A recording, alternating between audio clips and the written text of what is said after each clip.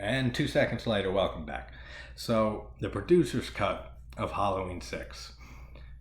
Like I said, I haven't seen this in years. But I do remember a decent amount that when I was watching this movie, and then I was watching the theatrical cut, like it was kind of all blending together. Because I remembered a decent amount from both. Like, obviously more so the theatrical cut because I grew up with that. And I have a lot of nostalgia for part 6. But I've seen the producer's cut a few times, and it was like the fucking this thing was like the elusive creature back in the day. Like, we heard about the producer's cut all the time, and it just like was a myth almost, and it like never existed. And then finally, what was it, Scream Factory put it out in a box set in the early 2010s, and we finally got the producer's cut all cleaned up and everything on an actual Blu-ray release, which is awesome that we finally got that. So I'm just going to point out like the major changes here, and there are a lot of changes. Like I said in the last video, this is like a completely different film. And I think that this movie, like I said in the theatrical cut, the tone of this movie is pretty much the same. Like very dark tone, dark atmosphere, which is one thing I love about part 6. But this producer's cut, I think this feels the most like Carpenter's original. And there's a few scenes in here that I'll mention that like make me think that. But like, of course, I'm like not like the Thorn shit and like all the story stuff, but just like the tone of it and like just certain shots and certain things that happen in this that we don't get in the theatrical cut. It feels very close to Carpenter's Halloween. Like, it was very interesting rewatching this. So, we have Jamie pregnant in the beginning with the Thorn ritual, blah, blah, blah, and Man in Black kicks the baby. The score is completely different in this. And I actually like the score in this more than the theatrical cut. Like, and a lot of the audio in this, like, they took most of all the music out. Like some like the songs and stuff that are in the theatrical cut, those are gone. The stupid jump scare noises, like when they leave the Myers house, Cara and Danny and Tim and Beth, and Tim like scares Beth, and there's no like dun like noise, that's out, which is great. Like, I fucking can't stand that jump scare loud music bullshit. And we actually get a flashback to the end of part 5 in this at the beginning. We have a little flashback of the end of showing, the police station after everyone was killed, all the cops were annihilated and shot down. We see Michael being taken away and Jamie seeing it. So we get that little flashback in here, which we don't see in the theatrical cut. And during the beginning of this movie, we have Donald Pleasance giving the voiceover, as opposed to Paul Rudd as Tommy giving the voiceover in the theatrical cut, which I like a lot more with Pleasance giving the voiceover. Then she ends up leaving and escaping with the baby, and all the gore is taken out of this. So I'm guessing that all that came a little later, because when the trucker gets his neck twisted off, like, you don't see the bones sticking out or the gore there. It's just like twists his neck and that's it. And the same with John's death when he gets electrocuted. And I said in the last video, I thought I was going fucking crazy that I saw this first, and I was like, there's no fucking way I'm misremembering this. Like, his head fucking explodes, and it doesn't in this. So like, most of the gore is taken out, which sucks, but I'll get to like how I feel on the two of them, like comparing them at the end. And in the scene with Cara and Danny, the first scene of them together, when Wynn is in the corner and whispering to Danny, saying kill for them or kill for him or whatever, and Cara comes in, Danny says that he's hearing the voice man again. It's a little longer, this scene, and she ends up having like this little song that she sings to try to keep the bad guys away, and it's cute. Like, it's a cute little moment with her and her son, which we don't get in the theatrical cut. It would have been nice to have that, and it's like 5 fucking seconds or so, but that's cut out. then we get the radio show again, and Tommy Doyle, blah, blah. What else is different here?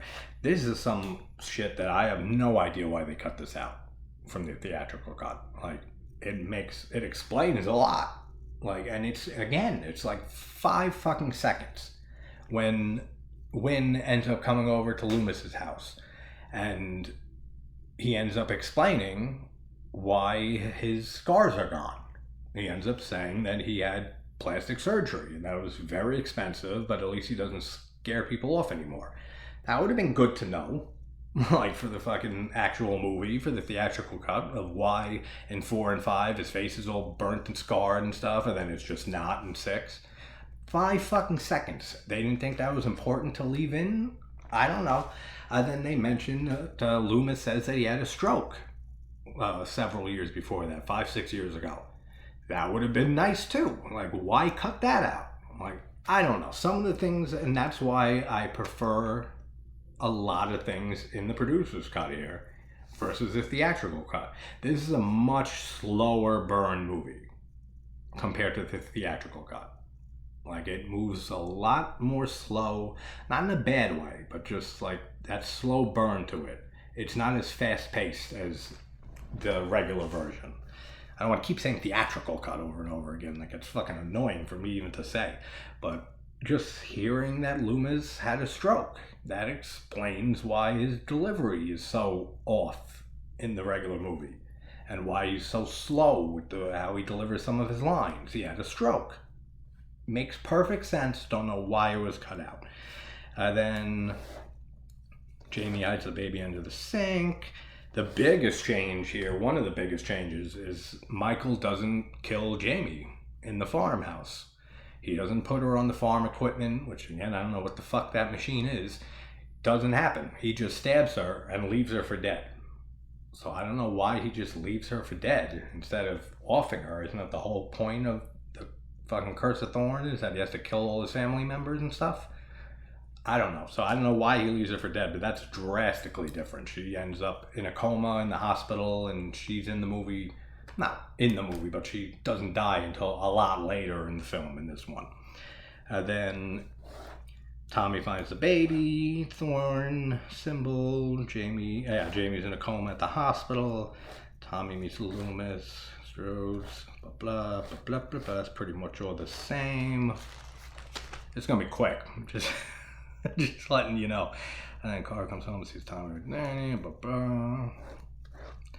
Then, yeah, we have Jamie in the coma. And then we have a flashback of the Thorn ritual.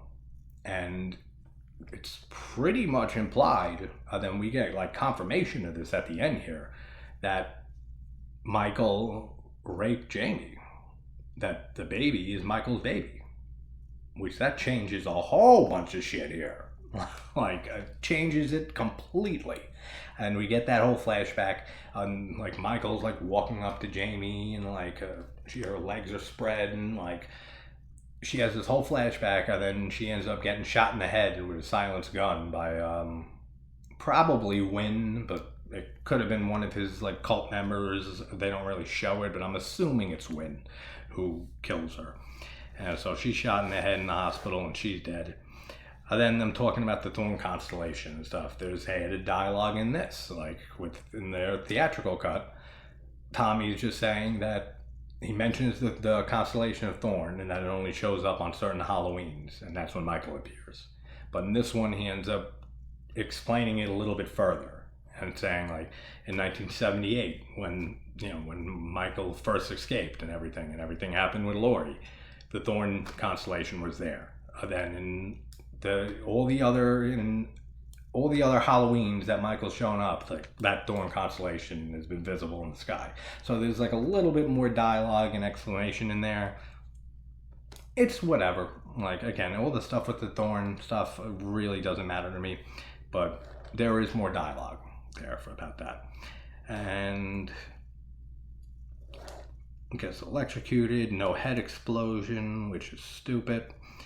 And then the asshole fucking show host, Sims, it actually explains why, when he gets in the van and he gets killed and gets stabbed by Michael, why Michael's in the van.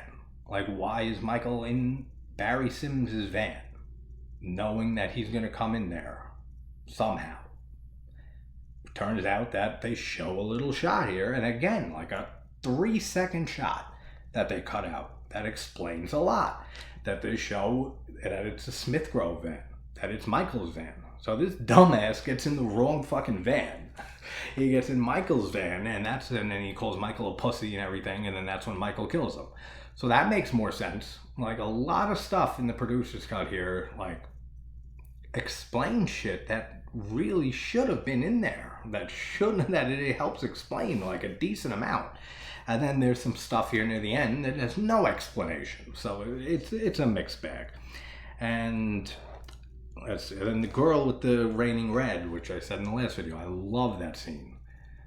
It's different here. Like, she kind of just says it in the theatrical cut. In this one, she's like singing it. She's like, it's raining red, mommy, it's raining red. It's raining red, mommy, it's raining red. Like, some type of, like, it's more of a song in this, which is cool. Like, it kind of goes against my nostalgia and my memories and stuff of that great scene. But I don't know. It's fine how it is. And that's pretty much all the same. And when they pretty much, the whole ending is completely different here. Like, completely different. There's none of the whole Kara being locked up in that room. There's no Tommy beating the shit out of Michael at the end, which I love. There's none of that at all. So they went a completely different way here, and we have this whole druid ceremony and the thorn ritual, and we see Kara tied up on a table with all the Thorn members there, and we see Mrs. Blankenship and a few other people throughout the movie that appear here at the cult in this ritual, and we have Danny there and the baby, and then Michael shows up, and I guess the plan was Michael was going to kill Jamie's baby, then that was his last sacrifice, and then they were going to transfer the Curse of Thorn to Danny, and then Danny was going to have his mom, Kara, as his first sacrifice. So I'm guessing that's what it is. That's the only reason I can think why they wanted Kara for this. So I'm guessing that was going to be Danny's first sacrifice. Then Tommy comes in and saves them. He basically takes Wynn hostage, and everybody else backs off, and he ends up walking them all out of there. Then they end up not going into that room at all. They were in the ending of the original version, and they end up just going outside to the van, and Loomis says the same thing to them, like they say, come with us. He says, I got unfinished business to do here. And and before they leave, fucking Paul Rudd, Tommy, ends up, and this is stupid, like he takes like rocks and puts them in a circle, and Michael walks into the circle of rocks or rooms that he puts down, and then he just says Sam Hain, and it freezes Michael like in the circle, like just like shuts him down completely. I don't know. I don't know what to think of that. And then Loomis comes back in after Tommy and them leave and drive away, and he sees Michael laying on the ground in the circle, and he ends up taking the mask off of him, and it's Dr. Wynn. So Michael switched clothes with him and basically killed him, and before he finally dies, he says to Loomis that now you're the one, and we end up seeing the thorn tattoo appear on Loomis's wrist. So now he's cursed with the Curse of Thorn, but like, didn't they want Danny to be like the new Michael Myers and like have him become the new one, and then he would go on killing his family and stuff? I don't know. Fucking none of this is explained at all in this. And I was thinking back to when I was talking about both of these, and I remember saying that if you took the first 2/3 of the theatrical cut and the last third of the producer's cut, that would be my ideal version. I had it backwards, like completely. I would take the first 2/3 of the producer's cut, and the last third, the ending of the theatrical cut. That's what I meant to say. And now after seeing them, I can confirm that 100%. Like, I would love to have that as an edit somehow, and just have the first 2 parts of the producer's cut, just because of, when we see, that's what I was saying with why this feels more like Carpenter's Halloween. Like, we even see Kara when she's at her school at college, we see Michael stalking her, just like when he stalks Laurie. And then the whole shot, which is, this is in the theatrical cut, but like the whole scene that I said that I love, that whole sequence when Kara sees Danny walking over to the house and she ends up going there, and that whole sequence till they get back and they keep showing Michael getting closer and closer. It feels very, very similar in tone and atmosphere to Carpenter's Halloween. So I really feel that this producer's cut has the closest tone and atmosphere and feel to the original Halloween. Call me crazy, but I don't know. That's the feeling I get from it. That's the feeling I always got whenever I watch this. And now I feel the same way. So nothing's really changed on that. But the whole ending with this one, I don't know what the fuck any of this means. like I said, do they want Danny as to transfer the Curse of Thorn over to, or do they want Loomis? They want this young kid like Michael was when he was a kid, or an aging old dying man who had a stroke. I couldn't even tell you, so I don't know. What do I prefer more?